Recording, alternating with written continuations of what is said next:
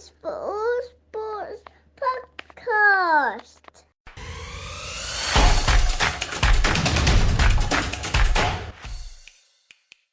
Welcome to the All Sports Podcast with me, Matt, and tonight, Joel. How are you, mate?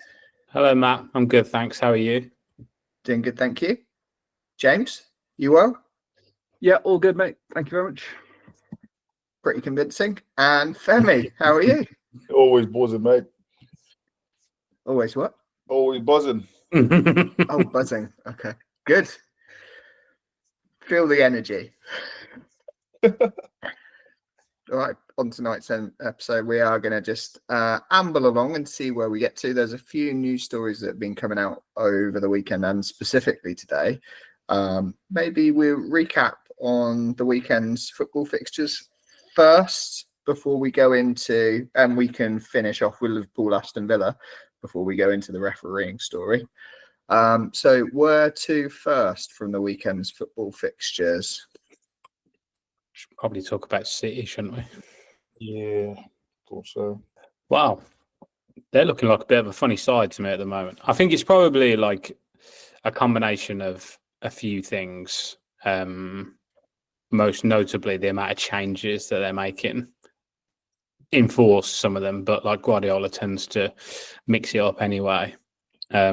Because I watched both of their games last week. I watched the Champions League game against Sporting, and then I watched the Brighton game, and they were really similar in the sense that City were well on top in the first half, created a lot of chances.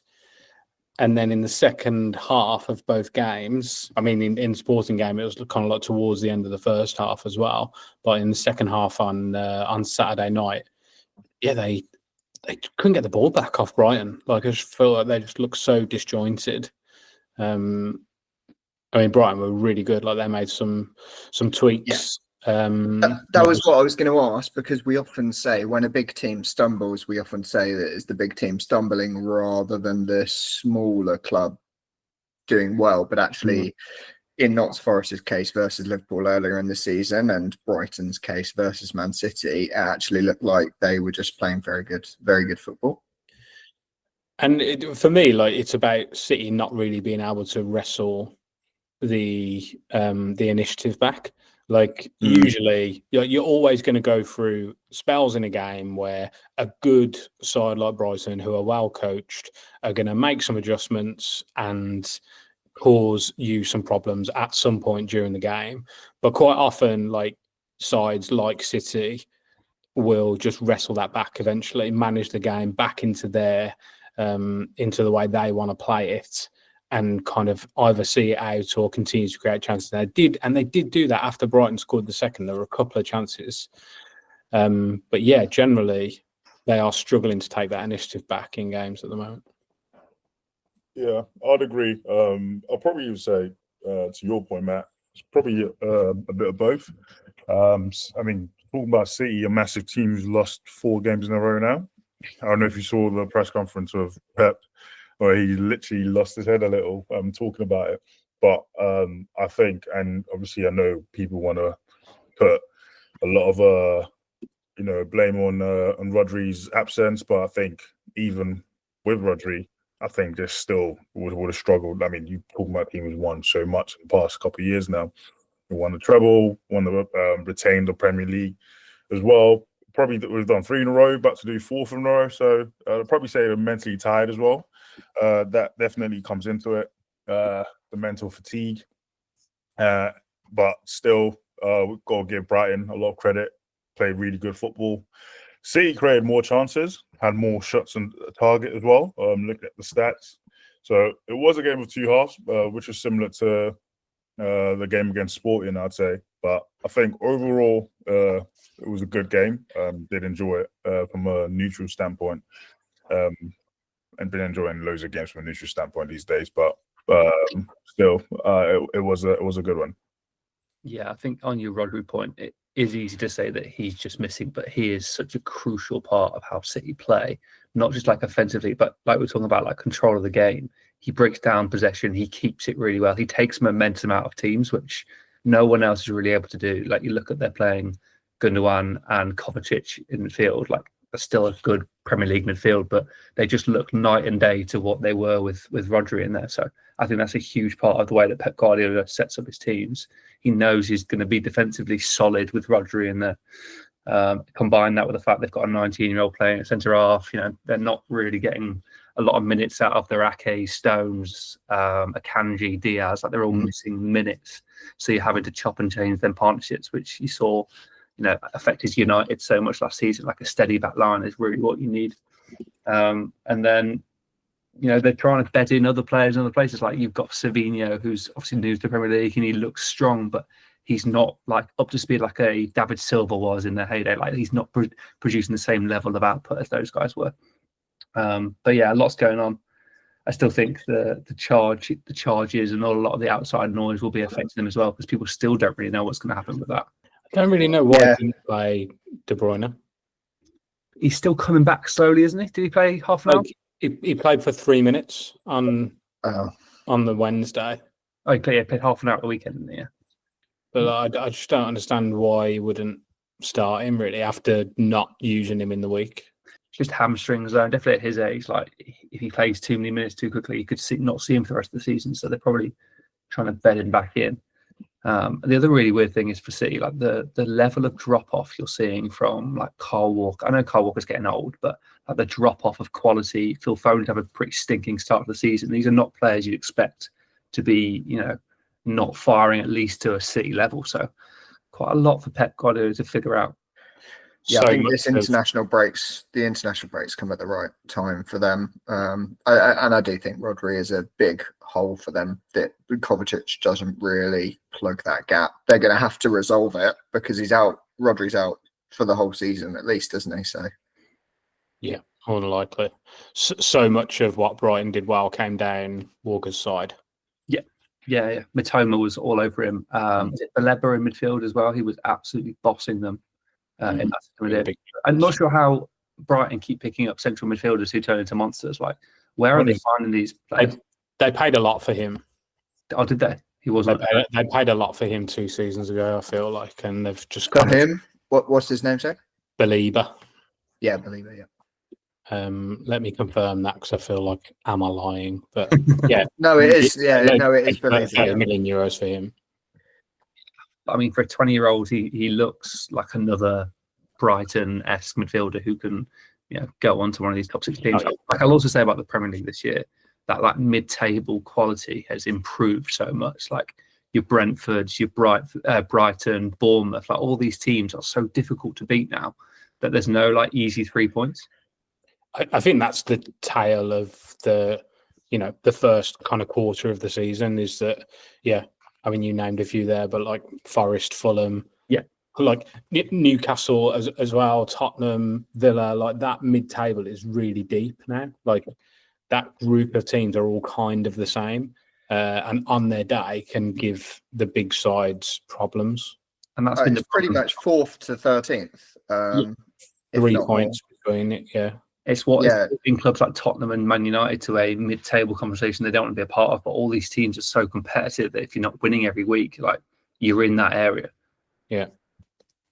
But yeah, good game overall. I really like Brighton. They're becoming a little bit of I like to watch them, and a lot of the players they do really good things. So I just love the fact that Danny Welbeck's up top, just still doing his thing. Given that, although he was pretty absent in the game, but given that, Given that Liverpool's your second team, James, they're gonna get usurped by Brighton. No.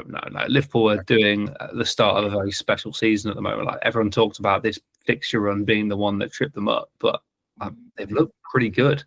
Joe and I both said we couldn't see actually them dropping any points against their 5 difficult fixtures. They look like the strongest bet. And Opta Supercomputer did analysis today on the Premier League first quarter and predictions for the rest of it based on fixtures, difficulty ratings.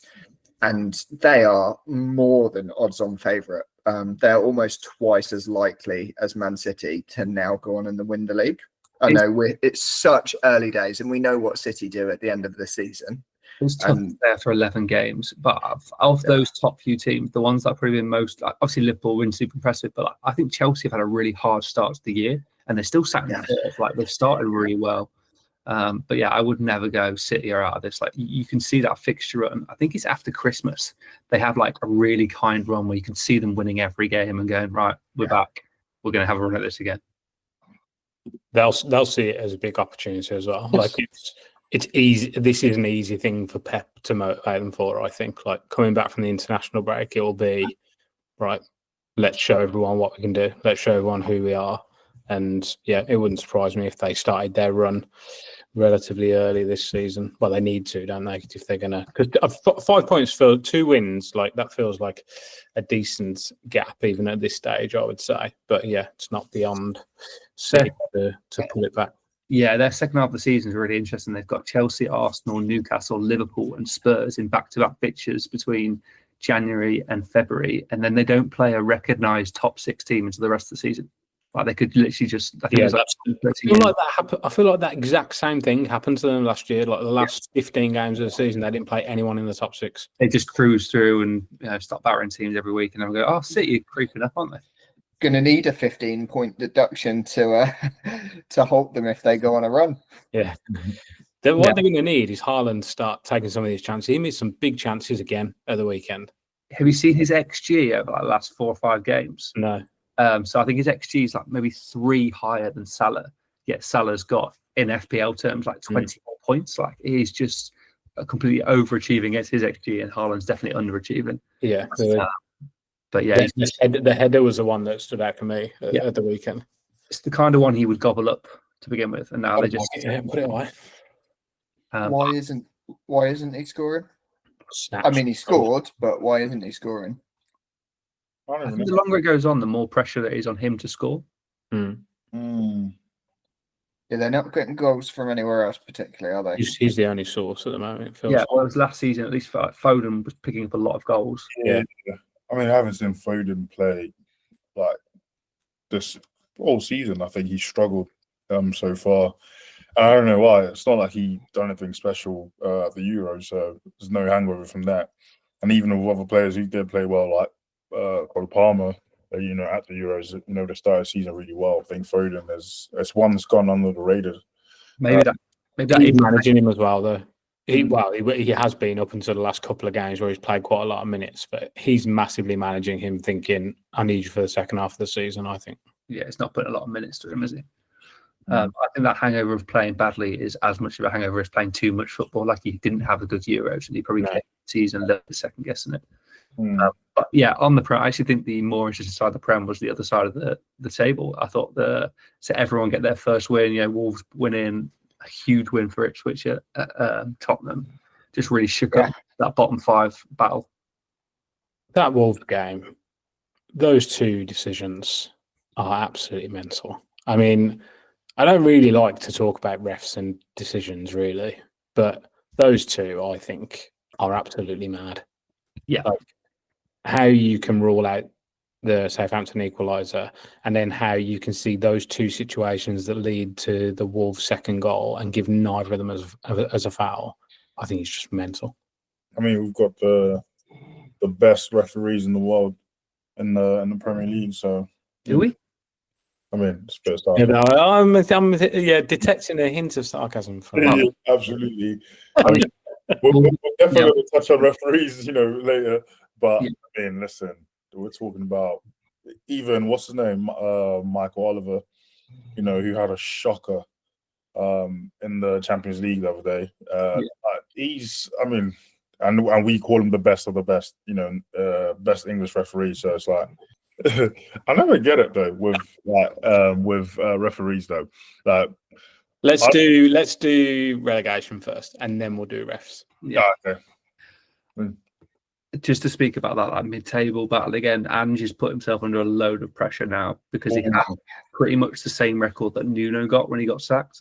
And you can't just keep rinsing, repeating like this Spurs manager cycle. And I think they'll keep him, but I think the City win will have helped a little bit. Yeah, I thought they'd turn the corner after if they stay on a little bit of a cut run, even if it is Carabao. that will help. Just so spotty. So inconsistent. Oh yeah, Like- terribly so. But I don't really understand why. But I think it's really funny that he kind of just gives the exact same post-match interview after every single one, just like looking at the floor. So Yeah, he was fuming. yeah. It's just like spit and feathers. Like he's been chucked on TV. Just wants to tell them to do one. But they're one win away. Like they're on 16 points, and Chelsea in third are on 19. So it's so tight between United in 13th on 15 points and Chelsea 4 points higher in third. I mean, it's just that mid-table pack is so tight together.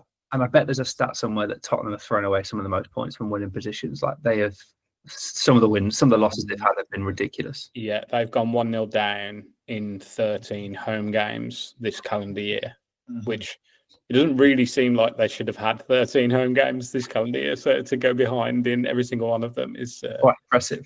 Yeah. And down the bottom of the table, then obviously Ipswich picked up their first win of the season. I thought they were great. First win since 2003. Delap's a player, isn't he? Yeah. Quite enjoyed his goal. Because it was quite similar to Haaland's, wasn't it? Where it was like right underneath the bar, basically. Yeah. Old school number 9 here. He's from the same area of Derby that I am. So his parents are obviously quite local, and he's always been like a really big lad, apparently. And you can see now he's filling out like a proper number 9. Yeah. And he's just old school. I quite like watching him. He's got a good finish as well. I like that cheeky little name drop there, James. I don't know him very well, but yeah. Yeah, I know. His parents. I mean, one of them was a Premier League footballer, mate.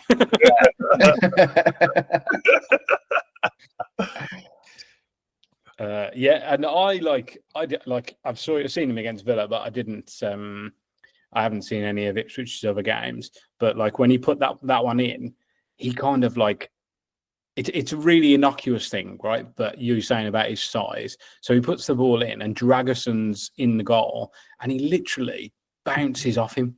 Draguson does. Like I say, it's really innocuous. Dragason's not competing for the ball or anything like that, but he just hits him, and you can see that the lap is like rock solid. Like he just bounces off him. Yeah, I'm surprised that he went out on permanent. I thought he'd be like a loan and Man City would have a look at him, but there must be some sort of buyback clause in there. I thought he was on loan, but that's more permanent deal.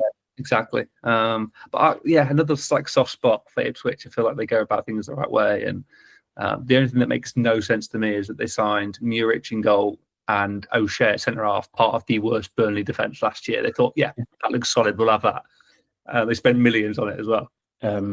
I think Southampton look cooked, and Palace are looking in some trouble, aren't they? They are. You've referred to it a few times actually early on in this quarter of the season, Joel, that you're a bit concerned about Palace's prospects. Yeah, I just think losing two massive players the way they did, that Anderson and Elise, like how do you replace Elise basically? Like any team who loses those two players is gonna struggle the next year, I think. And it was always a big ask for them to pick up where they left off at the back end of last year. Yeah. And if you're talking about Palace, the rebuild, they've turned down big money for Gahey as well. Is he going to be even worth that level of money next time? They've probably lost 30 million on that bid. That's a risky take, isn't it? But I felt like they couldn't let him go as well. That was always like... Yeah, in terms of reinvestment, they bought the guy from Wolfsburg, didn't they? LaCroix, and he doesn't look up to much. No, he was at fault for the first goal. Yeah, and then they're looking like they need some reinforcements up top. Like Eze is trying his best. Obviously, he missed this weekend, but him and Mateta, they've got who's the guy they signed from Arsenal? Nketiah. Clicked for those guys yet? Yeah, I don't think Nketiah is quite ready to lead a Premier League side, and even obviously with Arsenal was different because you had other players and you just sort of like fit in. But now it's like they're looking at you as the made man. I think it's much more pressure, and now you're almost in a relegation fight. I think that's the whole different reason. I think it might be slightly challenging for him going forward, but I still think Palace have got enough to stay in the league, especially given how the rest of the other teams are playing with like Southampton and the rest. I still think they've got quite a bit. To be fair, it was a tough game, going a man down as well. Obviously, that plays a massive, disadvantage to their side. But I mean, I know it happened after the 2 goals, but still, I think Palace have got enough to stay. Yeah, I think Fulham scored after the sending off. The second goal they scored was after the second sending off. I was going to say actually quite interesting about Arsenal players that have left. Alex Iwobi's obviously gone round the corner a little bit now, but he's starting to perform. But Emile Smith-Rowe still is very, very successful. Very successful at Fulham. I think he's doing really well, and this is what he needed, is to get the game time to realise his potential, and I think he can realise it. I was only surprised that he's not been called up to the England squad this time around. I think next international break, it's not going to be long before he is, because he's controlling games and he looks like the best player on the pitch, no matter what side they're up against. That is surprising because we've got like 8 players who dropped out now, and they've literally called in, I think, what's his name? Morgan Rogers been called in. Morgan Rogers, yeah. Rightly so. Rightly so, of course. But I mean, if you're losing 8 players, then surely Emile Smith-Rowe should get a shout. And it's also interesting you mentioned Arsenal players leaving Arsenal and playing really good football. I think it's testament to the sort of environment at Arsenal. You see Emile Smith-Rowe playing really well after leaving, Iwobi leaving as well, and playing really good football. I mean, we've seen in the past. Well back. RVP as well, leaving, then winning the league. So it's interesting. I don't want to. I didn't want to go there. I was just talking about present. Yeah, he only wants to talk about a very specific type of player that left Arsenal. All right. Do this a lot. I don't want to talk about Fabregas. Yeah, Ashley Cole. No, I don't want to talk about the traitors. Let's talk about the ones that aren't going to threaten Arsenal so much. I actually think that Arsenal will really regret that Smith-Rowe decision, because I think so too. It look a little bit blunt on that left side. They had someone so talented and never really gave him a run that he deserved. He got injured after his first run. It was always a confidence thing. You saw it on the documentary too, on the whatever it's called, on the Amazon documentary. Just so low on confidence. Needed a run in a team, but was never going to get that. Was never going to get that in Arsenal, and definitely wasn't going to get it ahead of Ødegaard, because that's kind of who he was competing for places with. He couldn't do what Ødegaard did. He can't play in central midfield. I don't think but that's kind of how they looked him to play, though. Yeah. I just don't think he's it. And also the way that I think he got caught out by Arsenal's sort of identity of trying to chase a title. They didn't have time to bed players in. Like, you're going up against a City, you don't have the luxury to bring. Like, it's only happened a few times with the chasing teams. Like, of what I can remember, obviously Arsenal have done it with Saka, hit a bit more time. Liverpool did it with Trent. It doesn't really happen a lot though when you're going up against City. So yeah, I think he's probably just more of a. It's not that he wasn't talented or good enough to play for Arsenal. They just didn't give him enough time to do it. Happy about Morgan Rogers, though, Joel? I was actually a bit surprised. Were you? Yeah, I don't think he's ready. Like, he's been picked on form, and this is a period of time that doesn't matter for England, because Tuchel's not coming in until next summer, is it? I think it's from January, but his first camp will be. But there might be one in March or something. So probably this does make sense in terms of it being. Lee Carsley's caretaking it, right, and he's like a youth squad development manager, so maybe it does make more sense that he comes in now. Rogers has played for the 21s for a while, probably under Carsley quite a lot as well, and he was in the under 21 squad last time, scored a couple, so I think it makes sense. And he's promoted quite a few of these under 21s graduates, the Gomez, Jones, etc. So yeah, I think it'll be good to see him in a game that doesn't really matter, and lets him blood players for England that we probably might need in 6 months' time. Don't think I'll be watching it though. No, it doesn't feel like a key set of fixtures, does it? No, obviously Republican Ireland. I couldn't even tell you. We're not going to give it any time today, but we'll continue on the Aston Villa chat though, Joel, with the Liverpool fixture. You give us a synopsis. Villa pretty good between the boxes, pretty rubbish in both boxes, way too open on the transition, giving up they're in a funny bit of form where I think the front four, which was Ramsey, Rogers, Bailey, and Watkins at the weekend, just look completely unsure of themselves. There's very little quality coming from those four in possession.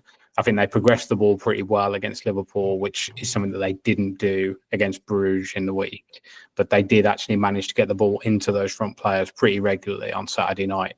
But it was just breaking down, losing duels all over the place. Obviously, Liverpool are incredibly physical, strong side with Gravenberch, Coote, and Van Dijk, and you do have to do a lot to get past those. But yeah, Villa just were bouncing off them basically. They're not really able to create good enough chances other than that little flurry from the corners in the first half where Keller made a couple of good saves and then Dean missed the one at the back stick. But it always felt like even if Villa had scored, Liverpool would go through the gears and go and score again.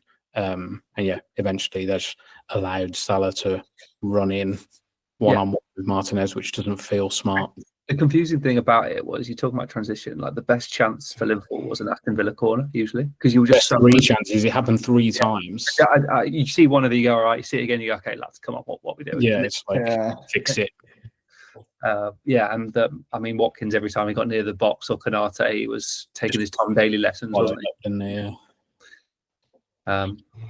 But I do think the one in the second half on Torres, I think that's a foul, but there is this precedent around the amount of time that the hold occurs for. But it's like, it doesn't have to be a long time if you literally pull in really hard backwards. But I mean, like I say, even if Villa had got one, I think Liverpool just would have gone and scored. Basically, they felt like they were playing within themselves a little bit. It is a frightening defensive record, isn't it? 6 goals conceded in 11 Premier League games or something. Yeah. So at a time where not many teams are keeping clean sheets as well, it is well against. Not at all. So the next nearest least conceded is Forest with 10. So they're doing something differently to other people. I think it's around control and also just their mentality. I think they're very stable. Like you think about Arsenal, they have shown an ability to keep teams out, but I think when the game gets emotional, Arsenal get swallowed up by it, and Liverpool just do not. Like they are very steady, like I say. Yeah, they have two sorts of DNAs, don't they? They've still got that Klopp. They can be a bit erratic, and the game gets up. And like you saw, the 2 goals in 3 minutes against Brighton, they do have that side to them, which you can see that Slot doesn't really like. Like he's much more about control and controlling the tempo, and that's how they win games. But they are in this sort of mixed transition of having a bit of both manager styles, I'd say. It's always so funny when Liverpool go on the counter attack, and they always make reference to Klopp. And I'm thinking, mate, Klopp didn't invent, the counter attack. Like I know, like deal with the sling and I made. Come on now, move on now. I don't want to say too much in Klopp. So we don't get fined, given the referee situation. But what I would say is, I mean, like, come on, like take what's the right words? Like, let's take a breather now. Like, let's move on. He had his run, he's done that. Yeah, all the chat was about that he's adopted Slot's adopted Klopp's team, and like in terms of the counter attack, some of the players that Klopp brought into the team, yes, they are playing in the Liverpool side, but that's the credit you can give, is that they're the players that he brought in. However, previous manager's record, it doesn't last very long when a new manager comes in and has a new style of play. I was going to say, it must be nice being able to replace one great manager with another one. United. He made reference, Slot made reference to the consistency because he spoke about in the post-match. I think he was asked the question, like, what are the... He was asked about, could you have imagined it going this well? And basically he said, like, you don't set points targets after certain games. That's not the way that we do it. What we do is we come in and we try and implement a playing style. But then he kind of checked himself and he says, or make use of the playing style that's already there. So I think he's been so smart with how he's like addressed that in terms of balance and like not coming in with this big ego being like, okay, this is my football, this is how we're going to play. He's recognized like there's a winning team there and made some small tweaks, and yeah, they're reaping the benefits. It's definitely a blend, isn't there? But you couldn't account for Ryan Gravenberg turning into like one of the best midfielders in the world out of like nowhere. Like these are things that you couldn't have sort of planned for, and players that are improving under Slot. Diaz, for example, like he's turning players around. So it's not just a system thing either. Should we talk about David Coote? Well, from several Liverpool fans to one non-Liverpool fan, David Coote. So David Coote, referee suspended today by the, what are they called? PGMOL. Yeah, the refereeing body, for unfortunate video comments that have now been shared on social media by whomever this guy was. Well, I don't know if he's the one that shared them after he said, let's not share this so we don't end your career. But basically slagged off Jurgen Klopp with some very offensive language that we don't use on this podcast, Femi. And yeah, is now facing the consequences for it. I think the thing that annoyed me is that when it first broke, there was this like, oh, this video is deep faked, we're investigating it, we've got tech people around it, and then like 2 hours later he's come out and admitted like it's real. Like, why would you even say it's fake to then come out 2 hours later and say it's real? Like, it just seems like he was trying to hide behind something and went, no one's buying this. Yeah, it's crazy for a referee of that stature to come out and do that as well. Like, I don't get it though. It's like you're being recorded, and surely there's a fear that this could get out. Like, it makes no sense to me. But obviously, unless he was, Well, as we said, he's very, very drunk or very, very stoned or a combination of the two. And he knows he's being recorded because he's talking to the camera. They're talking about it being recorded and saying this video had better not be circulated anyway. Then what's the point of doing the video? Like, why are you doing the video? What are you doing? And then for someone to ask you on video, on record, what do you think about Liverpool and certain manager, and to say what he said, just in no professional capacity. Like, referees as well should just have the highest level of impartiality, and to show that extremity of impartiality. Like, it's gonna cost him his job probably. He'll never ref a Premier League game again.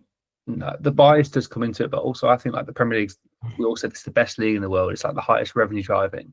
Why are the Premier League, the FA, whoever it is, go and spend some money, go get the best referee teams that are out there. Like, it happens to the Champions League, it happens when the World Cups come around. These refs will want to make money as much as the player will. Why don't you go and buy the best talent and bring it across? At least you won't have as much of a bias problem because they're Italian or wherever they're from. I don't know. I think language is important. Like, so they would need to be fluent English speakers. Like, I think it needs to be a prerequisite because the communication on the pitch has to be clear. But they're not refereeing in international games anyway. Yeah, that's true. But that's two sides with different languages. Like, you've got a neutral person in the middle. I think in the Premier League, where it's two English teams, to have an Italian in the middle might cause problems. Okay, but two English teams, but how many English players are usually on the pitch in a Premier League match? Fair point. Well, as we know from the quiz, about 66%. Yeah, that's a good point. Yeah, but at any one time, there's probably 10 different nationalities on the pitch in a Premier League game. Yeah. I just think from a money point of view, there's too much riding on Premier League games for us just to have incompetent refs in every. I know it's difficult being a ref, but every week we're talking about something. Yeah, we are. VAR has obviously been a big talking point. Refs making big blunders. I mean, even as an Arsenal fan specifically, I feel like we've been at the most, but a lot of it has been Arsenal's own making. And I think when we remove a little bit of the internal bias that we also have, the mistakes that are made aren't always that critical. Like, I don't think there's many game winning or losing mistakes that do actually happen. I'm just glad that David Coote wasn't talking about Arsenal, because the Arsenal fans would have blown. Yeah, oh my, I would have never been able to look at social media again. Oh, goodness. Yeah, they already think there's an agenda against them. It's us against the world. Oh, mate, it would have been. Given the red card scenario so far this year, it doesn't feel great. I think Arteta's head would have generally blown off his shoulders if it was about them. I feel like obviously the timing, somebody feels like they've got an angle because of what happened at the weekend and because of the rhetoric that was there. Like, specifically, it seems like around the Bailey non-red card is what this seems to have stemmed from. And obviously somebody has this video and they see an opportunity to cause a ruckus because David Coote was involved in a controversial decision in a Liverpool match. I mean, this video is from 2020, I think, because they're talking about social distancing.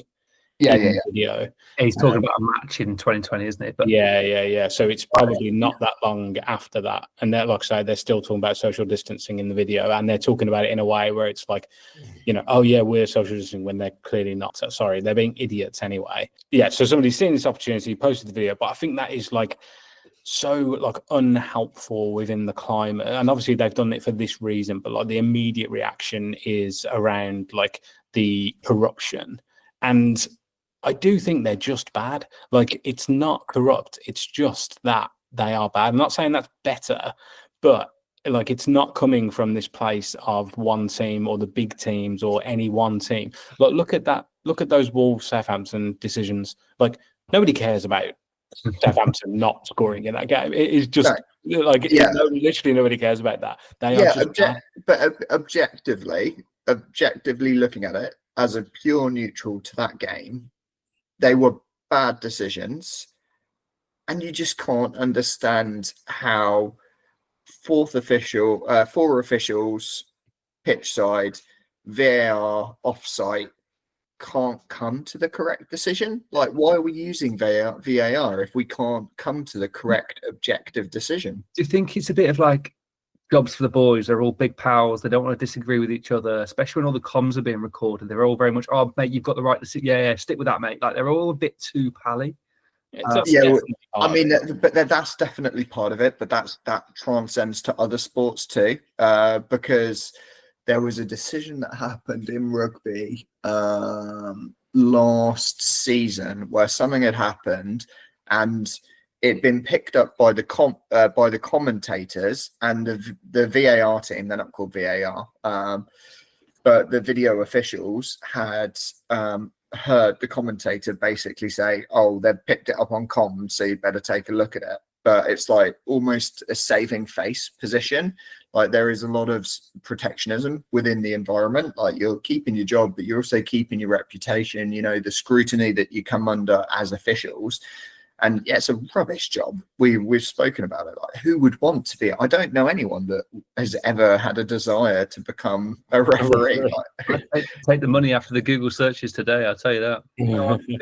So yeah, they come in on Premier League referees have a basic salary of between 70 grand and 140 grand with match fees of from 1,000 for a ref, and then staggered downwards. So yeah, it's not inconsequential money that they get, but with the managers screaming in their faces and the players screaming in their faces that are earning what those Premier League officials earn in a week they get in a year, there is a disparity between the two, and that may be a little bit of where Coote's coming from in his comments. He's got Jurgen Klopp earning what he earns in a week in a year, screaming in his face, thinks he's arrogant, doesn't like him at all. If he's got another manager that's being more pleasant to him, definitely think that he is going to be more in favour of the team that is nicer to him, because that money doesn't talk at 70 grand a year.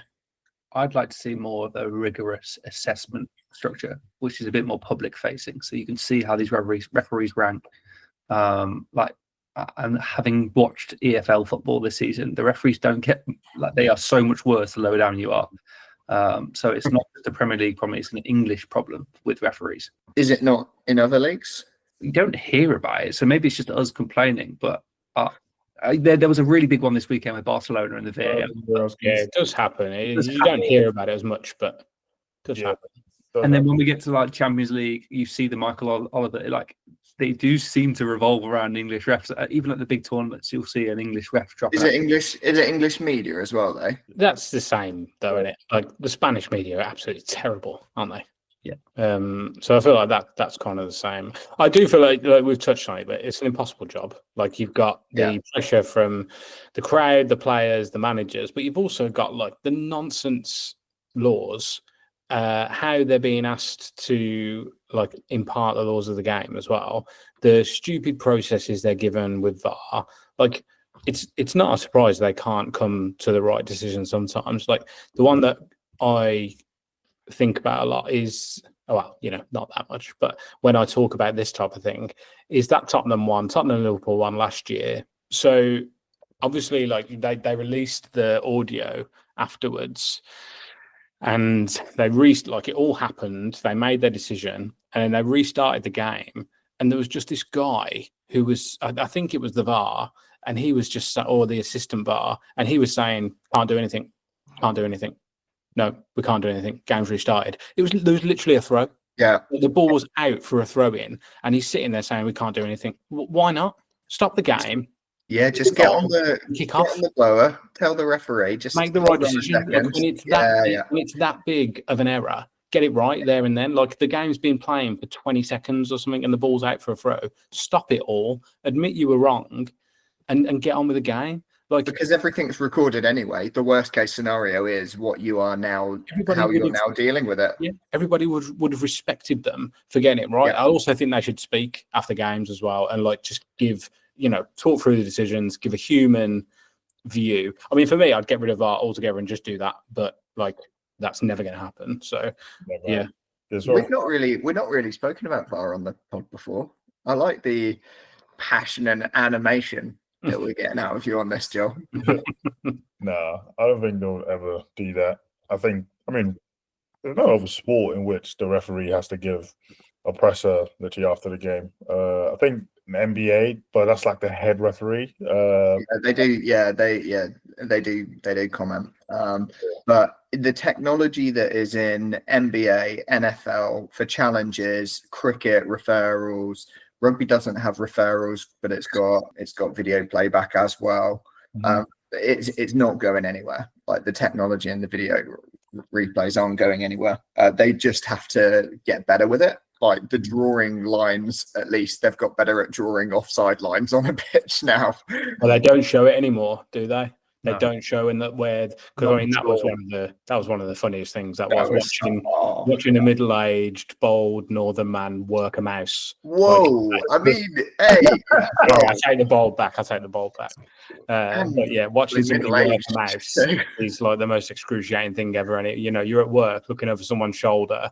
When they're using a mouse, it becomes like the hardest. The first time. Yeah, exactly. It's like they're using it for the first time. And that's what every single one of those VAR line drawings was. So they don't show that anymore. They just show the result. Right. Just a quick recap though. James has just asked, why can't England rugby close games out? Why can't they win? Well, it's probably a biased view. Part of it is about the substitutions that are being made.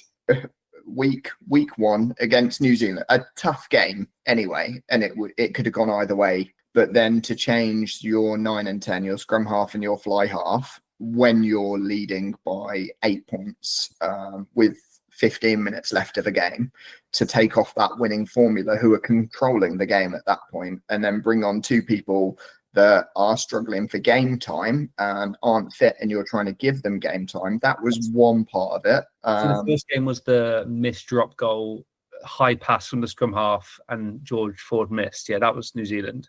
No. Yeah, that did happen. Yeah, that did happen. But also what happened was that we brought on scrummagers that got beat as well. So the reason why the ball was high is because of the way that the ball came out from the forwards to the 9, the nines distribution was poor, threw it over the head of George Ford, who took it really high and late, was being charged down, missed the kick.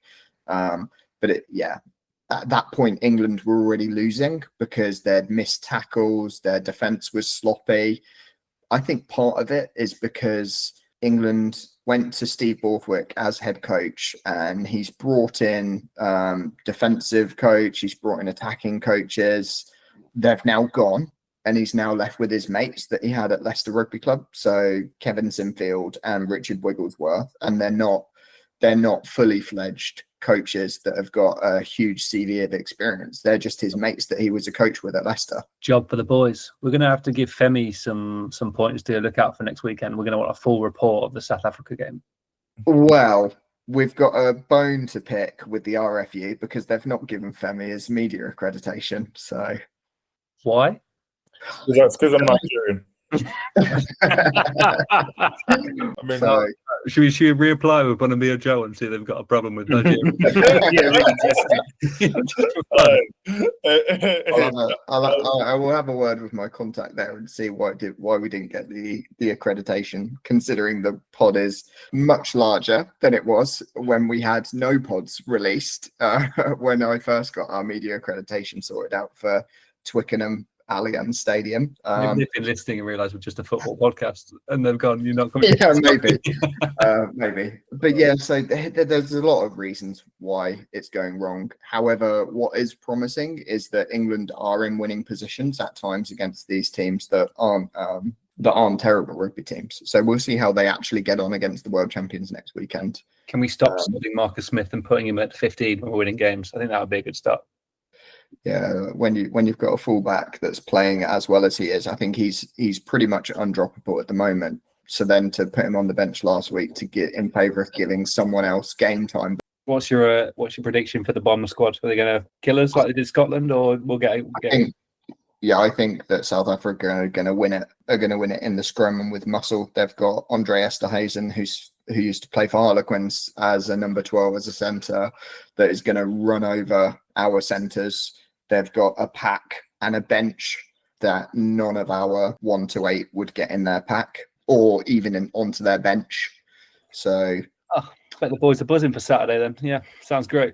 That said, Marcus Smith would probably get into the South Africa side and is maybe the only player in the England squad at the moment that would. Yeah, we'll readdress next week when we've won. Two sports on the All Sports podcast. Mm-hmm. And notable also, as we're covering other sports, Cleveland Cavaliers have gone 11 games undefeated. We spoke about